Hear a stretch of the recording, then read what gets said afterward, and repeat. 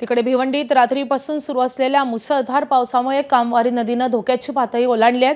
पावसाचा जोर कायम राहिल्यास परिस्थिती आणखीनच गंभीर होण्याची शक्यता वर्तवली जाते। नदीच्या पाण्याची पातळी झपाट्याने वाढत असून शहरातील नदीकाठच्या भागांमध्ये पाणी शिरण्याची भीती निर्माण झाली आहे। परिस्थिती लक्षात घेता प्रशासनाने कामवारी नदीलगतच्या नागरिकांना सतर्कतेचा इशारा दिलाय। विशेषतः म्हाडा कॉलनी, बंदर मोहल्ला, तांडेल मोहल्ला, खाडीपार, शेलार, नदी नाका आणि ईदगाह परिसरातील नागरिकांनी सुरक्षित ठिकाणी स्थलांतर करण्याचे आवाहन करण्यात आले आहे।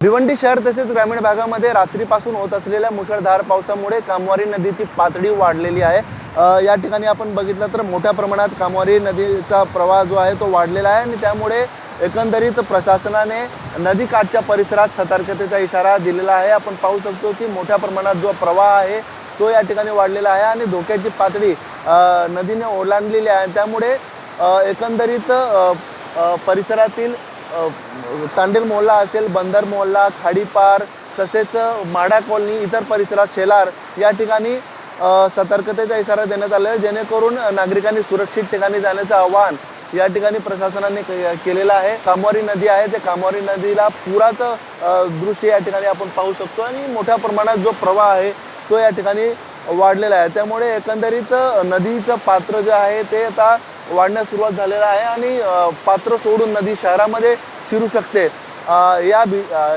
अशी भीती देखील व्यक्त केली जाते। कारण पावसाचा जोर जो आहे तो अधूनमधून कायम आहे आणि अशाच पद्धतीने जर पावसाचा जोर या ठिकाणी कायम राहिला तर परिस्थिती अजूनही बिकट होण्याची शक्यता आहे। कारण मोठ्या प्रमाणात कामवारी नदीचं पाणी जे आहे ते शहरामध्ये शिरतं आणि त्यामुळे अनेक ठिकाणी पाणी भरण्याच्या घटना घडत असतात।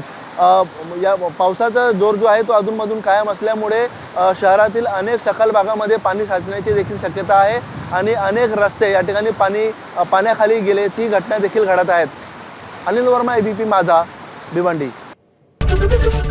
एबीपी माझा, उघडा डोळे बघा नीट।